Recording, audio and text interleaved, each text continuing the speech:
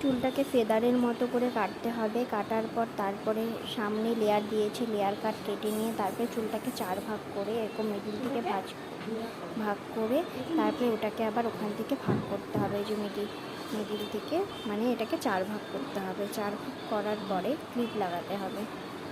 Clip লাগানোর পর তারপরে লেয়ার কাটটা সামনেরটা কেটে তারপরে এদিক থেকে কাটতে হবে।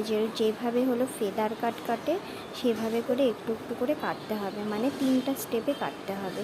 3টা স্টেপে কাটার পর তারপরে একটু মিডিল থেকে নিয়ে তারপরে একটু জিগজ্যাগ করতে হবে। জিগজ্যাগ করার পর তারপরে ওপরটা নিয়ে সামনের দিকে হেলিয়ে আর একটু কেটে দিতে হবে, তাহলে হয়ে যাবে স্টেপ কাট। তো চলো তোমরা দেখতে থাকো। এখানে হলো তোমার এই যে 4 ভাগ করে নিচ্ছি আমি, এই যে মিডিল থেকে এভাবে করে এপাশেও সেমভাবে এরকম করে ভাগ করে নেবো। সামনে